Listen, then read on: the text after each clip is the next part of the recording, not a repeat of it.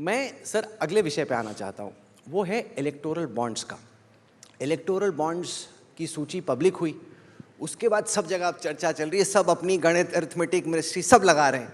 दो तीन चीज़ें निकल के आ रही हैं। पहली बात तो ये कि जो टॉप 30 डोनर हैं उनमें से कम आधे पे कुछ ना कुछ किस्म का सीबीआई या ईडीआई का कोई केस चल रहा है। तो राहुल गांधी पीसी कर रहे हैं, विपक्ष के नेता बोल रहे हैं, वो कह रहे हैं कि ये उगाही का मैकेनिज्म हो गया कि एक तरफ से एजेंसी भेजते हैं, दूसरी तरफ से बोलते हैं इलेक्टोरल बॉन्ड ले लो, तो फिर हम नहीं करेंगे। ये जो पूरा पॉलिटिकल विवाद बन रहा है इलेक्टोरल बॉन्ड्स को लेके, उस पर गृह मंत्री जी आपका क्या कहना है? इलेक्टोरल बॉन्ड भारतीय राजनीति में से काले धन का वर्चस्व समाप्त करने के लिए लाया गया था।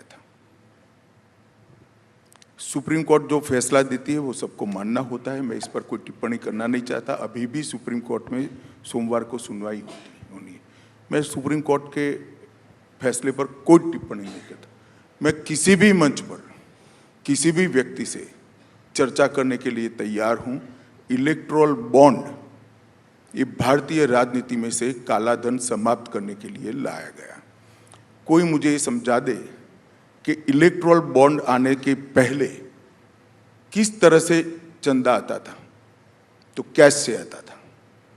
बॉन्ड में किस तरह से आता है, तो अपनी कंपनी के चेक आरबीआई को देकर एक बॉन्ड परचेज करते हैं और देते हैं। इसमें गोपनीयता का सवाल आ गया। जो कैश में चंदा आता था इसका क्या हुआ, किसका नाम जाहिर हुआ है, मुझे बताइए। तो आज तक किसी का हुआ है क्या? किसी का नहीं हुआ। परंतु मैं राजनीतिक चीजों को ज्यादा डिटेल में जवाब देना चाहता हूं। एक परसेप्शन चलाया जा रहा है कि इलेक्टोरल बॉन्ड से भारतीय जनता पार्टी को बड़ा फायदा हुआ है क्योंकि भारतीय जनता पार्टी पावर में ब्ला ब्ला ब्ला। और अभी राहुल गांधी ने तो स्टेटमेंट कर दिया कि दुनिया की सबसे बड़ी उगाही का अगर कोई जरिया है तो इलेक्टोरल बॉन्ड है। मालूम नहीं इनको कौन ये सब लिख कर देता है। मैं पोजीशन आज देश की जनता के सामने स्पष्ट कर देना चाहता हूं। भारतीय जनता पार्टी को अप्रोक्सीमेटली 6,000 करोड़ के बॉन्ड मिले हैं। टोटल बॉन्ड 20,000 करोड़ के हैं। तो 14,000 करोड़ के बॉन्ड कहां गए? मैं बताता हूं। टीएमसी को 1,600 करोड़ के मिले, कांग्रेस को 1,400 करोड़ के मिले, बीआरएस को 1,200 करोड़ के मिले, बीजेडी को 775 करोड़ के मिले और डीएमके को 639 करोड़ के मिले।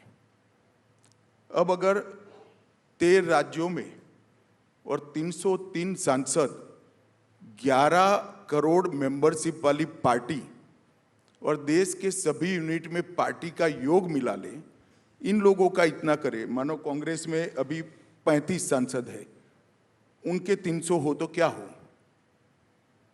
एक लगाते हैं तो टीएमसी को 20,000 करोड़ के बॉन्ड होते हैं, बीआरएस को 40,000 करोड़ के होते हैं और कांग्रेस पार्टी को 9,000 करोड़ के होते हैं। मैं प्रोरेटा की बात कर रहा हूं।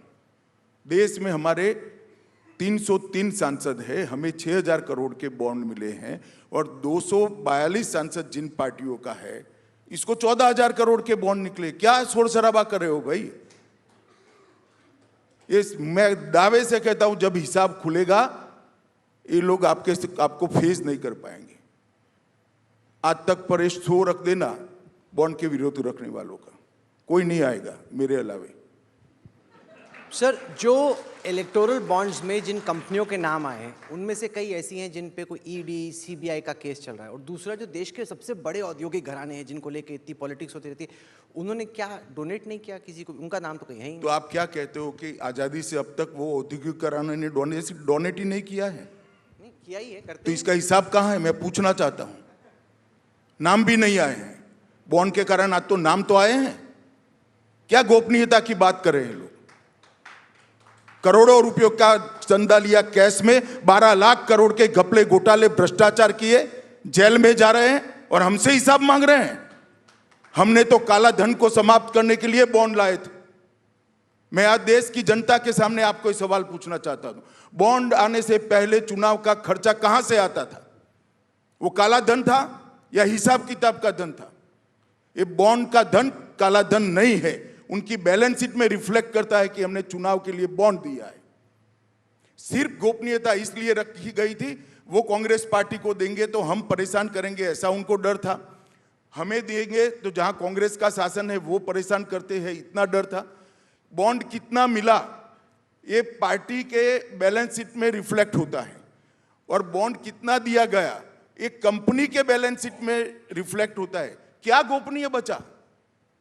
गोपनीय तो तब होता है जब अब जो व्यवस्था होगी, कैश से चंदा लिया जाएगा, तब सब गोपनीय होता होगा। और कांग्रेस पार्टी को गोपनीयता से मतलब नहीं है। जब कैश से चंदा लेते हैं तो 100 रुपया पार्टी में जमा कराते हैं और 1000 रुपया अपने घर में रख लेते हैं। एक कांग्रेस पार्टी ने सालों तक ये व्यवस्था चलाई है। पार्टी के नाम से 1100 रुपया लेते हैं, 100 रुपया पार्टी में जमा कराते हैं और 1000 रुपया घर में रख लेते हैं। बॉन्ड अगर 1100 को लेते हो तो 1100 रुपया बैंक अकाउंट में जमा होते हैं। जरा उनको कोई पूछे तो, आप हमें इतना पूछ रहे हो चप चप चप चप कर उनको 4 सवाल तो पूछो, बिठाओ यहाँ पर। आई नहीं, इनवाइट किया था, आई नहीं कोई, बोला था क्या करें। नहीं, बट उसमें ना सर वो इंफॉर्मेशन एसिमेट्री, यानी कि चूंकि ये सरकारी बैंक है तो आरोप ये है कि अगर जैसे कोई सीनियर मंत्री पूछे, भाई बताओ एसबीआई के चेयरमैन किसको क्या मिला, तो उसकी हिम्मत होगी को ना बताए कि सरकार में जो बैठा है वो तो पता करा लेगा कि विपक्ष को किसने दिया। जिसकी जैसी मति है ऐसी उनकी दृष्टि होगी। हमने कभी भी एसबीआई को नहीं पूछा है, कभी नहीं पूछा, कभी नहीं पूछा किसको कितना मिला, क्योंकि पूछने की जरूरत ही नहीं है। कांग्रेस पार्टी की बैलेंस शीट में रिफ्लेक्ट होता है कि इनका इतना बॉन्ड मिला है। मेरी पार्टी के बैलेंस शीट में भी रिफ्लेक्ट होता है इतना बॉन्ड मिला है। कोई पूछने की जरूरत नहीं है, सार्वजनिक होता है। इलेक्शन कमीशन ऑफ इंडिया हमारी बैलेंस शीट पब्लिक को देखने के लिए सार्वजनिक करती है, मालूम ही होता है सबको। तब सोल्यूशन क्या है? क्योंकि सुप्रीम कोर्ट ने तो अपना ऑर्डर दिया, वो चैलेंज होगा। अगर ये इलेक्शन सर पे है, इसमें थोड़ी ट्रांसपेरेंसी आए, पारदर्शिता आए, गृह मंत्री जी कैसे हो सकता है, क्या होगा?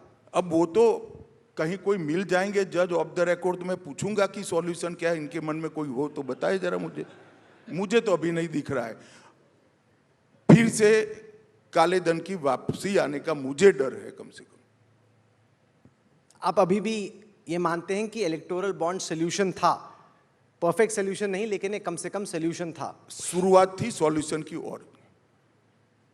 इसको स्क्रैप करने की जगह सुधारना चाहिए, ऐसा मेरा व्यक्तिगत मत है, जो कोई मायने नहीं रखता। देश की हाईएस्ट कोर्ट ने जो फैसला दिया है इसका मैं सम्मान करता हूं।